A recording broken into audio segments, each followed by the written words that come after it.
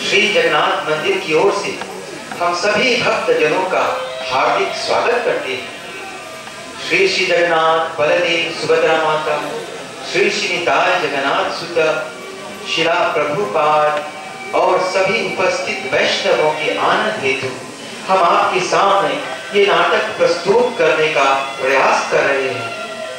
इस नाटक का नाम है भगवान जगन्नाथ का दर्शन। हम आपसे निवेदन करते हैं कि आप इस नाटक को भक्ति भाव और ध्यान पूर्वक देखें। हरे कृष्ण।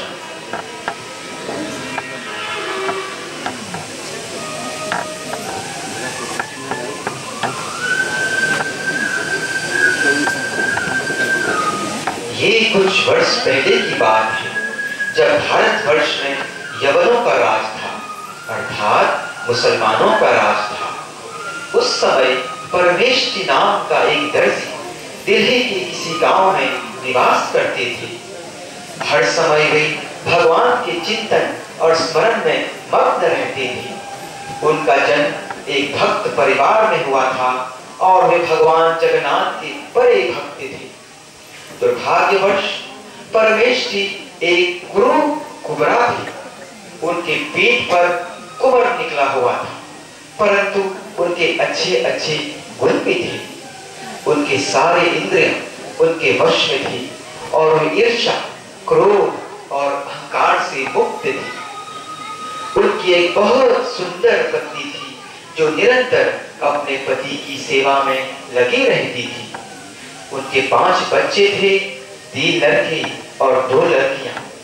परमेष्ठी बड़े अच्छे अच्छे कपड़े सीते थे और इतने प्रसिद्ध थे कि यहाँ तक राजा महाराजा भी अपने अपने कपड़े सिलवाने के लिए उनके द्वार तक चलकर आते थे। एक दिन ऐसा हुआ कि दिल्ली के एक मुसलमान बादशाह उस दर्जी के पास 2 सुंदर तकिए सिलवाने के लिए उनकी कुटिया तक पहुंचे।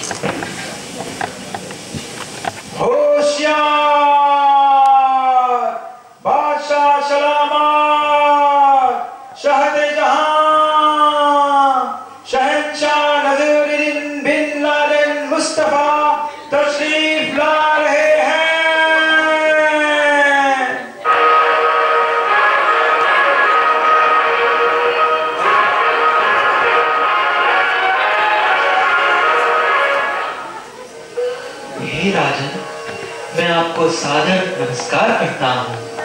धन्य भाग हमारे जो आप मेरे यहाँ पधारे। मेरे छोटी सी इस कुटिया में आपका स्वागत है महाराज। आपकी उम्र दराज हो दर्जी। सुना है कि तुम कपड़े सीने में बड़े माहिर हो। आपकी तारीफ हम सुन सुन के थकते नहीं हैं, इसलिए हम आज खुद तुम्हारे दर तक चल कर आए हैं।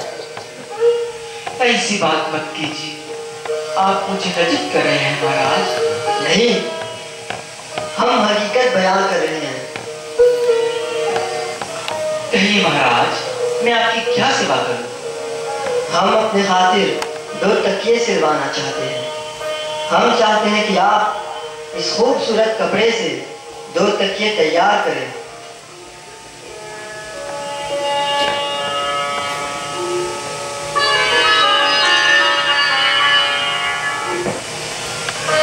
सुंदर, अति सुंदर, अद्भुत। कहाँ मिलता है इस तरह का कपड़ा बाजार में, जिसमें सोने, हीरे और मोतियों से कढ़ाई किए हुए हैं। हे राजन, ये कपड़ा तो अत्यंत मूल्यवान सिद्ध होता है। आप निश्चित रहें, मैं आपकी आज्ञा अनुसार 2 सुंदर तकिए अवश्य बनाऊंगा। इंशाअल्लाह। इसमें तुम्हें सुंदर फूलों का ढांचा लगाना है और इसकी सिलाई तुम्हें बहुत सावधानी से करना है, ताकि इसमें कोई सिलाई नहीं दिखाई दे। अगर तुम्हारे काम से हम खुश हुए तो हम तुम्हें 1000 सोने के सिक्के इनाम में देंगे। जितनी जल्दी हो सके इसे हमारे दरबार में पेश करो दर्जी। अच्छा, तो हम चलते हैं।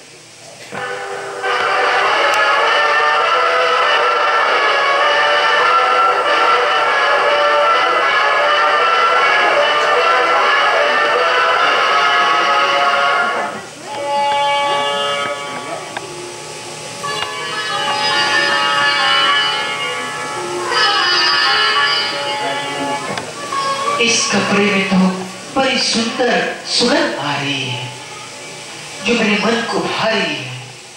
कितना कोमल और सुंदर है। इस अद्भुत कपड़े के योग्य केवल मेरे प्रभु जगन्नाथ ही है। इसका आनंद एक मनुष्य कैसे उठा सकता है?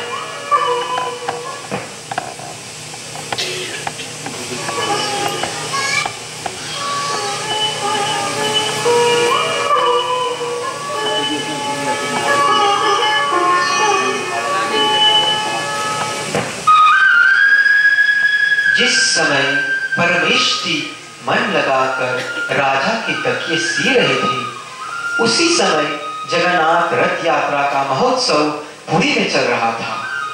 जब तक ये बनकर तैयार हो गए तो परमेष्ठी बड़े संतुष्ट हुए, क्योंकि वह 2 मसलन बहुत सुंदर दिख रहे थे।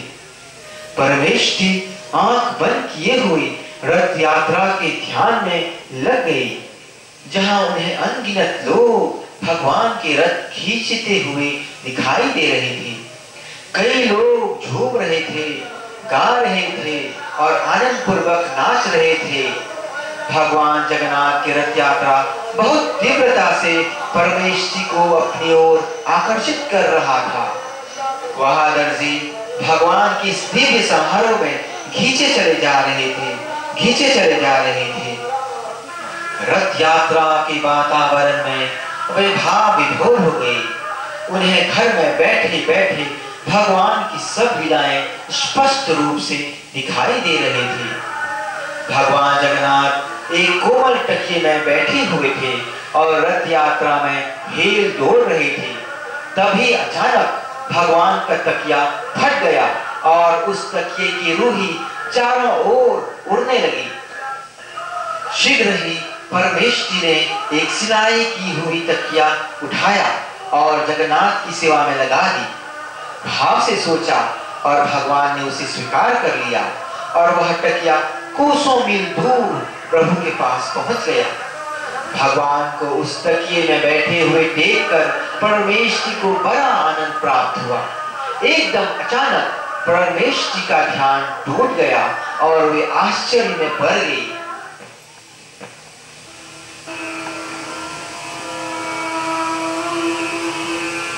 अरे ये क्या, केवल एक ही तकिया है यहाँ पर, दूसरा कहाँ गया? क्या सचमुच जगन्नाथ जी को मैंने अर्पण कर दिया? नहीं नहीं, यही कड़ी होनी चाहिए। कहाँ गया, कहाँ गया? अच्छा, अब मुझे स्मरण हो रहा है कि वो दूसरा तकिया कहाँ गया। हे जगन्नाथ, हे नीलमाधव, आपकी महिमा अपरंपार है। हे प्रभु, आपकी जय जयकार हो। आज आपने सिद्ध कर दिए कि आप चारों ओर रहते हैं, इस ब्रह्मांड के कण कण में बसते हैं। वो दूसरा तकिया खोया नहीं, बल्कि आपने उसे सचमुच स्वीकार कर लिया है। प्रभु, कोसों मील रहकर भी आप मुझ जैसे तुच्छ प्राणी की सेवा स्वीकार करके मुझे धन्य कर दिया। भगवान, चमत्कार हो गया। ये मेरा सौभाग्य है कि आप हम पर कृपा बरसा रहे हैं प्रभु। परंतु राजा को क्या उत्तर दूंगा कि दूसरा तकिया कहाँ गया? यदि उसे ये पता चला तो मुझे अवश्य दंड देंगे। नहीं नहीं, वो ऐसा नहीं कर सकता। वो भगवान से बड़े नहीं। राजा को ये परम पद केवल जगन्नाथ जी की कृपा से ही प्राप्त हुए हैं। यदि वो शक्तिशाली है तो उसे भगवान ने ही ये शक्ति दी है। जब तक मेरे ठाकुर जी मेरे साथ हैं, वो मेरा बाल भी बांका नहीं कर सकता।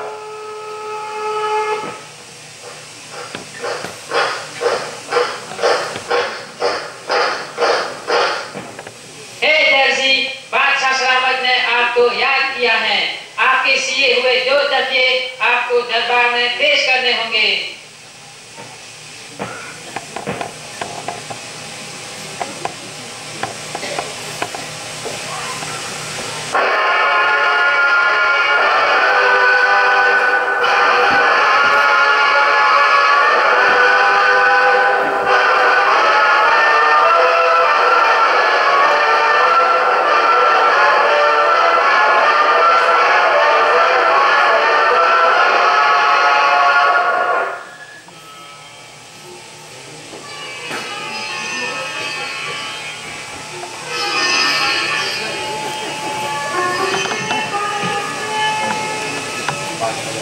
हे राजन, मेरा नमस्कार स्वीकार कीजिए।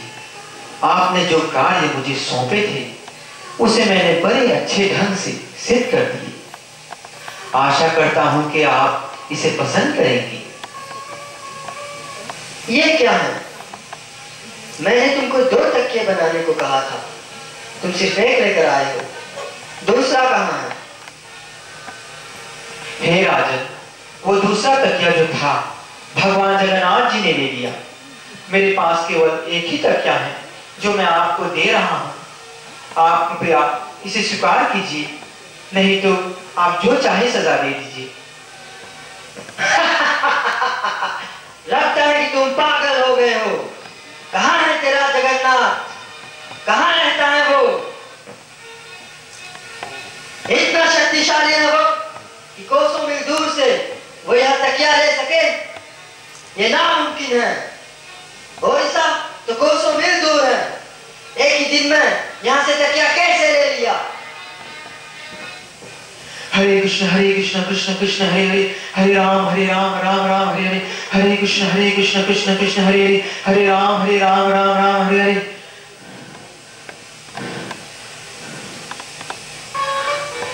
मुझे मृत्यु से भय नहीं। मैं आपको अभी जगन्नाथ जी की शक्ति के बारे में समझाता हूं।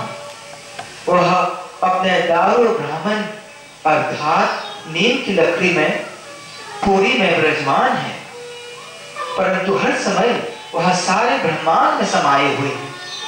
वही सारे जगत के नाथ हमारे स्वामी जगन्नाथ हैं। कहीं से भी जहां से भी आप उसे पुकारेंगे वो आपकी पुकार सुन लेगा। भक्तों के भाव अनुसार जो भी भक्त उसे भक्ति भाव से कोई भी चीज अर्पण करता है, प्रभु उसे अवश्य स्वीकार करते हैं, इसमें कोई संदेह नहीं। प्रभु तो भक्त वत्सल हैं, उनमें और उसके शुद्ध भक्तों में कैसी दूरी। एक तो चोरी, ऊपर से सीना चोरी।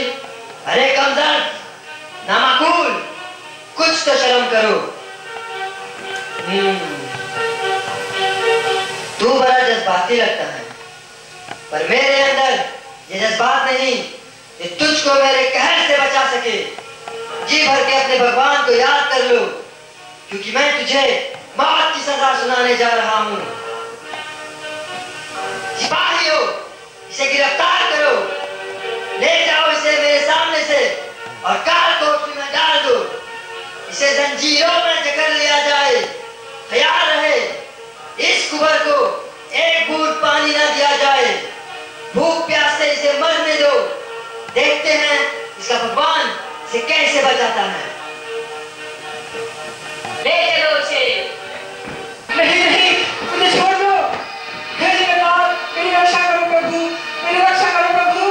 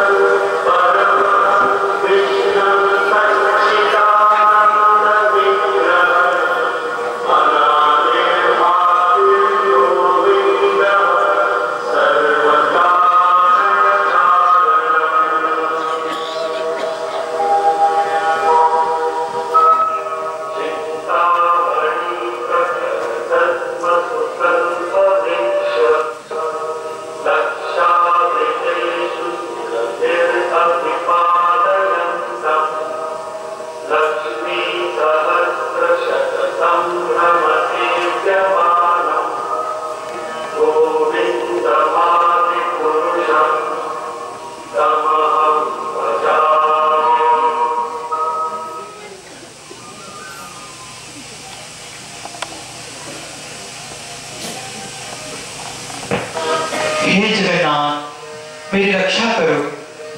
हे कमल नयन, रक्षा करो प्रभु।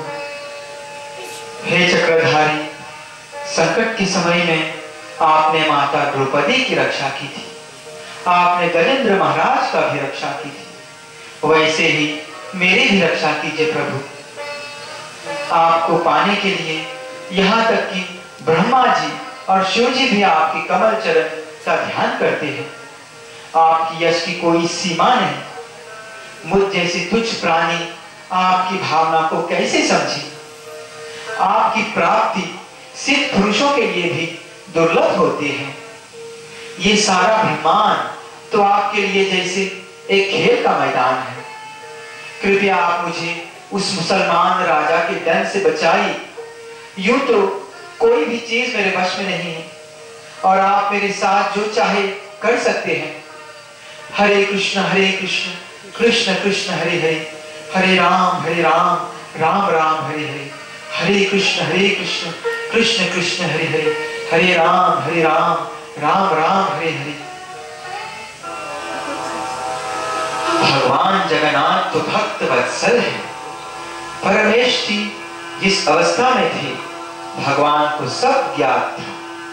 प्रभु तो पतित पावन है। जब उनके भक्त के दुख उनसे सहन नहीं हुआ तो वे तुरंत गरुड़ जी महाराज पर बैठे और शीघ्र ही दिल्ली पहुंचे, जहां पर परमेश जी एक कारागार में बंद थे।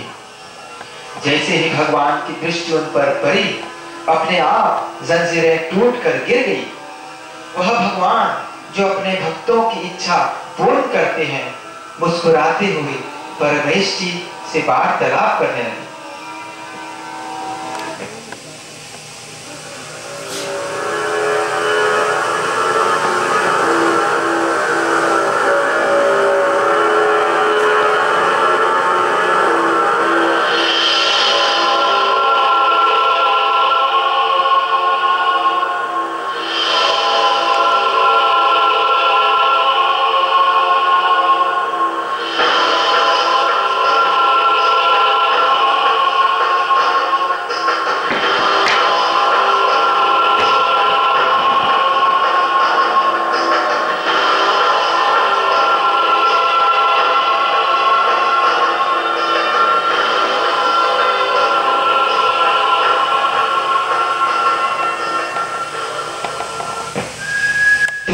चिंतित हो रहे हो?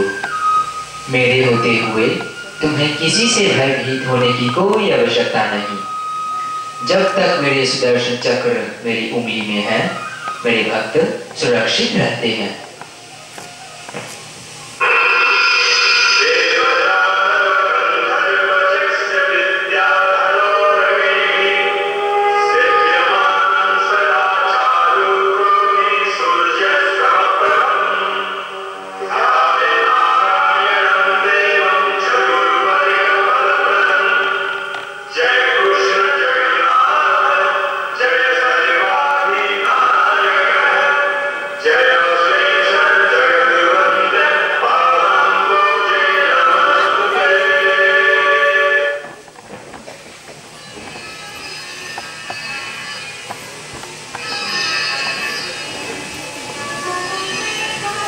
भगवान ने जैसे ही उनके सिर पर अपने चरण रखे, परमेश जी के कुमर दोष मिट गया और उनका बदसूरत रूप ओझल हो गया। भगवान की कृपा से वो एक सुंदर पुरुष में परिवर्तित हो गया। इसके पश्चात भगवान जगन्नाथ दिल्ली पहुंचे और बादशाह के घर में प्रवेश किए। राजा गहरी नींद में थे।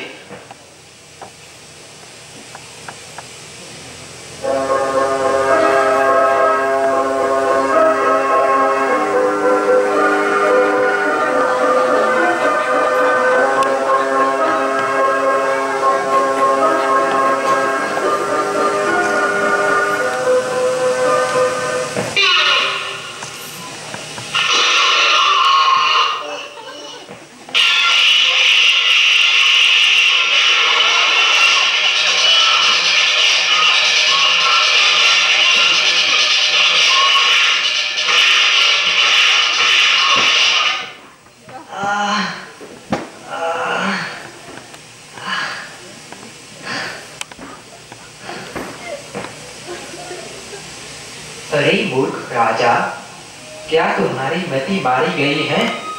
इतना भी तुमको ज्ञात नहीं कि मेरे कारण ही आज तुम इस राजा के पद पर हो। मेरे भक्त ने मुझे भक्तिभाव से एक तकिया ही दे दिया और तुम उसे अपराधी समझ रहे हो। इस ब्रह्मांड में सब कुछ मेरी संपत्ति है और उस दर्जी ने तो केवल मेरे ही संपत्ति को लेकर मुझे ही अर्पण किया। धरती के कोई भी पदार्थ कि तुम स्वामी नहीं हो। अब मैं तुम्हें आदेश देता हूँ कि तुम उसे शीघ्र ही कारागार से मुक्त करो। उसके चरणों पर गिरकर क्षमा मांगो, उसकी पूजा करो। यदि तुमने हमारे आदेशों का पालन नहीं किया तो हम तुम्हारा और तुम्हारे पूरे वंश का विनाश कर देंगे। तो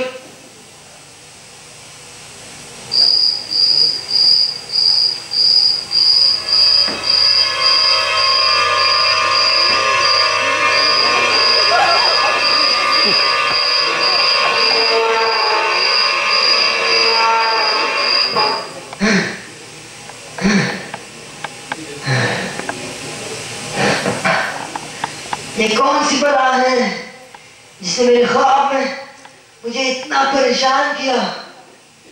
या खुदा मेरी हिफाजत करो। ये क्या हो रहा है मुझे? मेरा बदन दर्द के मारे टूट रहा है। या अली!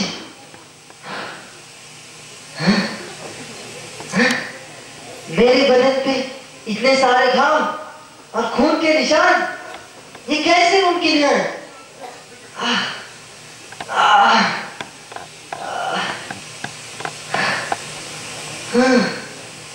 अब मुझे याद आ रहा है कि कल रात को किसने मुझ पर हमला किया। ये जरूर खुदा का कोई दूसरा रूप होगा। जरूर मेरे गुस्ताखियों की वजह से उसने मुझे सबक सिखाया। वो अपने नेक बंदे की खिदमत में बेशक उसे बचाने आए होंगे। मालूम पड़ता है कि वो दर्जी खुदा का एक नेक बंदा है और मैंने उन पर ही बड़े जुल्म खाए। नहीं नहीं नहीं, मुझे उन्हें कैद से चुराकर उनसे माफी मांगनी चाहिए। अगर मुझसे देरी हुई तो मेरी खैर नहीं, मुझे जल्दी जाना चाहिए।